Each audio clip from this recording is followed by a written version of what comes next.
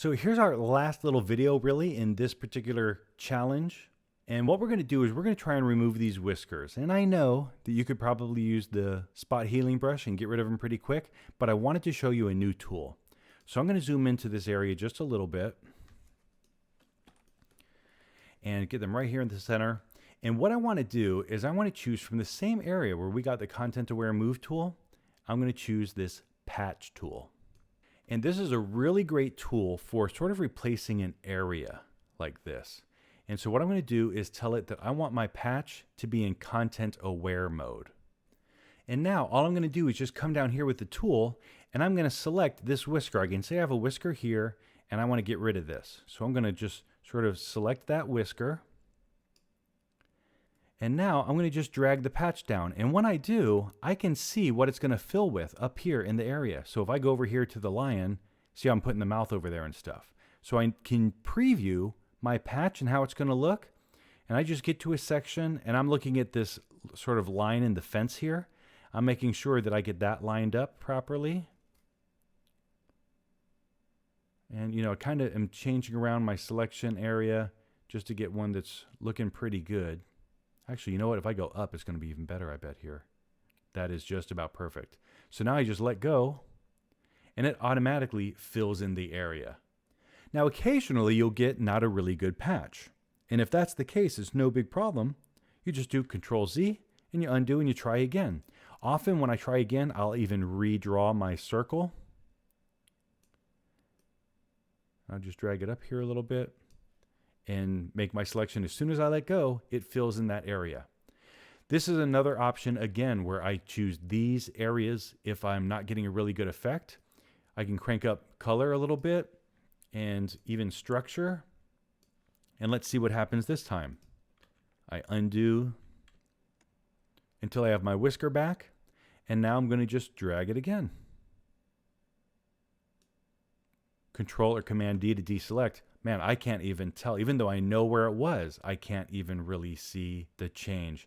I see a little tiny bit right here. I see a little bit of color looking different, but I'm zoomed in.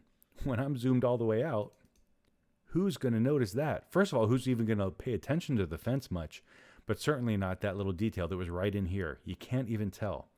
So it's a very powerful tool. I'll do the same thing for this whisker.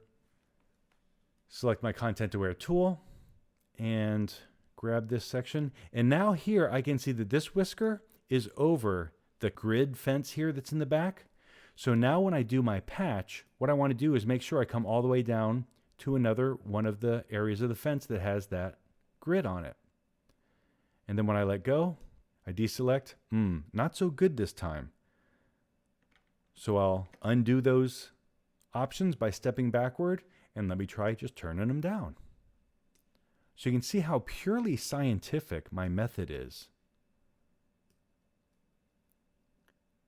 But the bottom line is if it works, we deselect that. Man, I'm still not getting a very good effect here. So now I'm going to try structure up, but color down and see if that helps. Wow, and you know what? That seemed to do the trick. That looks pretty good. So a lot of books, as I mentioned a couple times earlier, they would just tell you the proper setting to get this really great oh wow effect, but you wouldn't understand how to fix it the next time you try and it doesn't go very well. You just get so frustrated because you can't tell how to fix it. I'm intentionally letting you guys hear this stuff after I explain the tool and let you see the experiments so that you understand that's exactly how you work in Photoshop. Even in the real business, this is how you work. And that's looking pretty good. It's not perfect, but it's pretty darn close, and I'm happy with it. So I'm going to just save my changes, Control or Command S. And ladies and gentlemen, you have created your first composite. Now, this was a pretty quick chapter, but we learned a lot. And following along with me was probably the smartest way to go to begin with. But now I really want you guys to level up by trying your own animal with different features. So use the tips and tricks that we covered in this chapter and dig into it. And I'm going to present that challenge next in the Chernobyl Zoo Level Up Challenge.